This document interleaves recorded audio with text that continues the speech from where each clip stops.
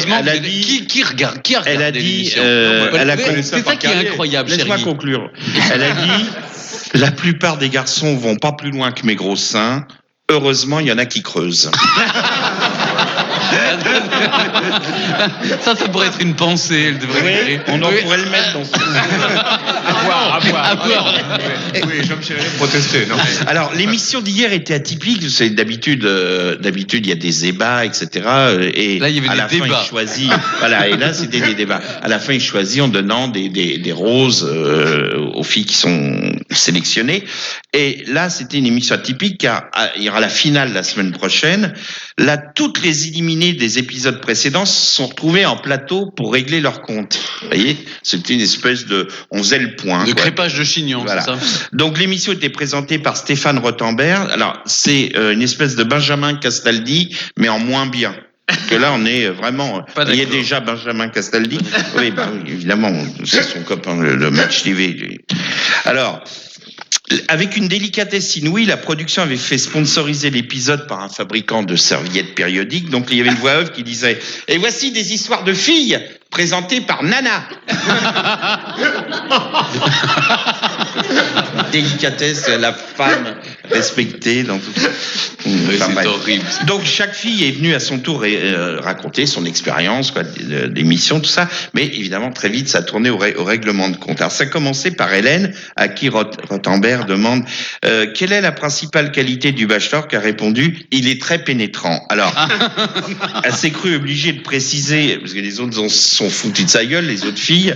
Elle a dit ah ça évidemment, quand je dis pénétrant, vous pensez à la connotation pénétrant.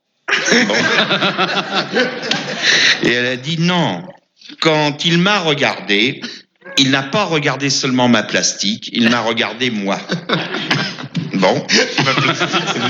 Ensuite, Marie-Laetitia, qui confirmant, non mais c'est vrai, elle a raison, il est vraiment pénétrant, d'ailleurs ça m'a beaucoup touché. Je vous jure que toutes ces phrases sont authentiques.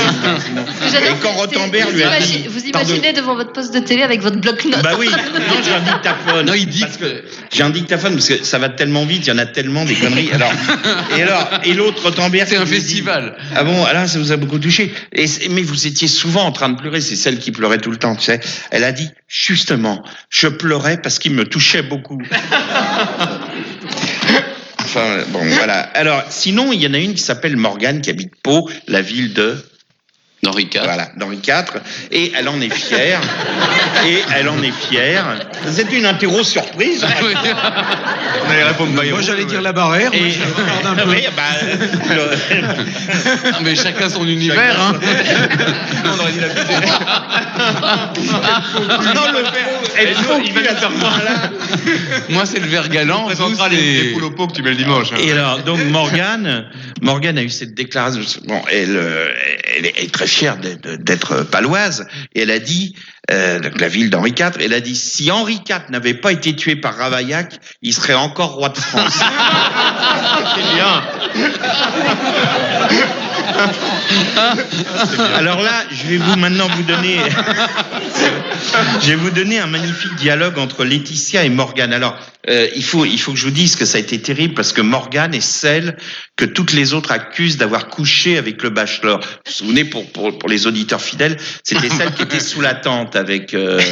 Non, sous la tente de la journée. Sous la tente.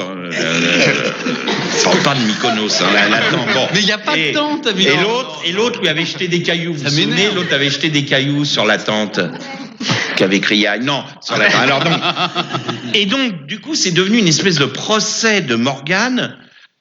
Accusé donc d'avoir couché avec l'autre. Alors, écoutez bien, parce que ce dialogue est rigoureusement authentique. Sinon, ça n'aurait pas de sens. Voilà. Laetitia commence par dire « Je trouve que Steven manque de couilles. » Et elle a ajouté perfidement « Envers moi, en tout cas, il en a manqué.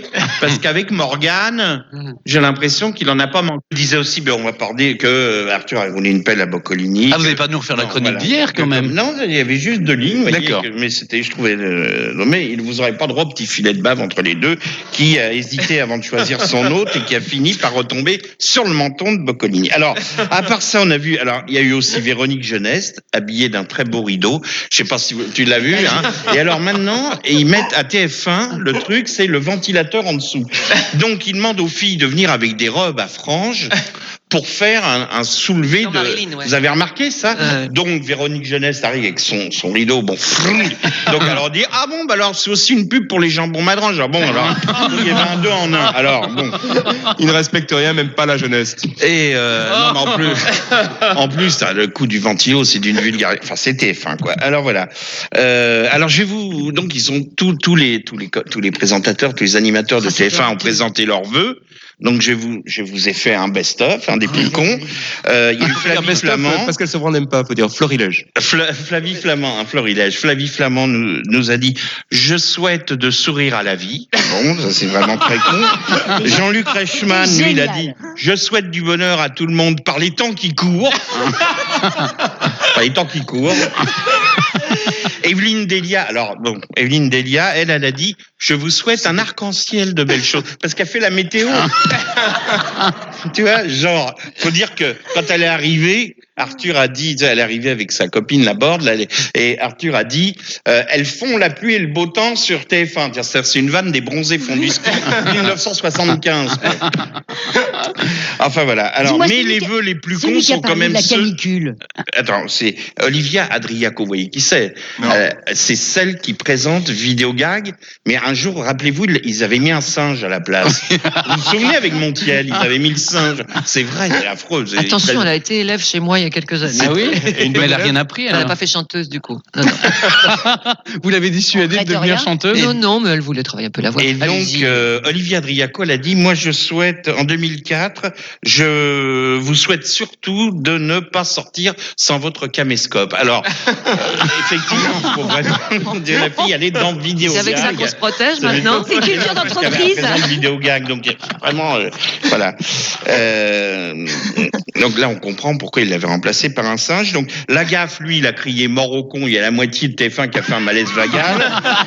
J'ai cru qu'il y avait une intoxication alimentaire.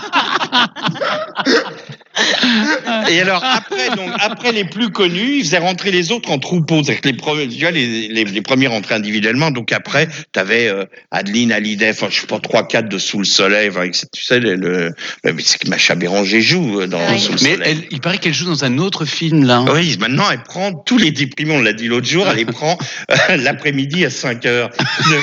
Son émission, elle dit, tu peux m'appeler, toi qui es déprimé, appelle-moi à 5 heures. Allô, c'est Macha. Et alors, il paraît qu'à 5 heures, ça c'est authentique, elle amène sa petite lampe. Elle a sa lampe, elle arrive dans le studio à 5 heures. Bon, dis donc, le déprimé m'a rappelé, là. Et hop, le mec a... Et le chien? Bah, le chien chie par terre, comme d'habitude. Audi, puis ça Le chien Sheila. Non, c'est Oh, pas bien. Et Un jeu de mots de Stéphane Bern. Oh non, bravo. Et donc, après minuit, ils ont mis... Alors, donc, évidemment, il y a eu ce décompte à la con. Alors, c'est très bête parce qu'on voit le plateau propre. Ensuite, tu as un décompte, 10, 9, 8, etc. Donc, à minuit, ils ont tous leur cotillon. T'as des mecs dans les cintres qui balancent des sacs de confetti. Mais comme ils répartissent pas, t'en as qui se prennent 25 kilos de confetti. Bon, puis d'autres qui ont rien à côté. Et alors, souvent, c'est le mec qui transpire, il a ses on dirait le retour de la momie. Tu sais, le gars, il arrive avec ses confettis et il embrasse, donc, et ils font semblant de s'embrasser comme si c'était le début. Et alors, ensuite...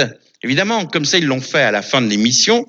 La séquence d'après, qui est à minuit 1, le studio est nickel.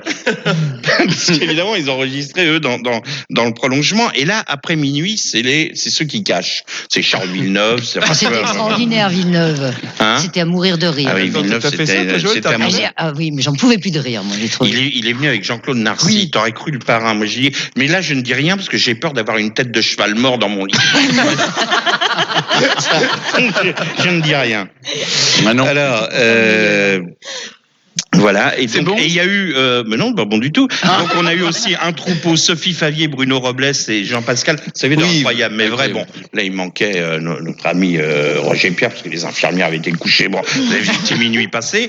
Et alors notre ami Greg le millionnaire a fini, ils ont terminé les vœux avec Greg le millionnaire. Ah, ça. Donc qui, avec sa classe naturelle, a présenté les vœux avec une main dans la poche qui se remettait une couille en place. Alors, je vous assure, je jure que c'est vrai.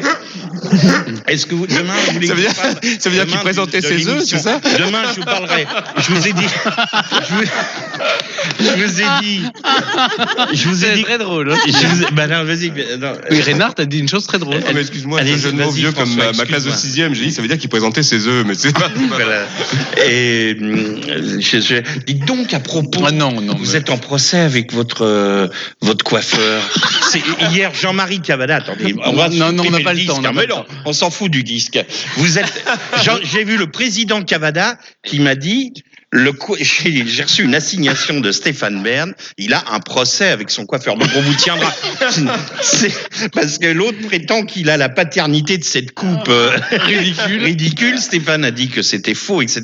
Et l'autre, je pense à ça parce que c'est un coiffeur qui fait surtout des shampoings aux œufs. Bon. C'est ça.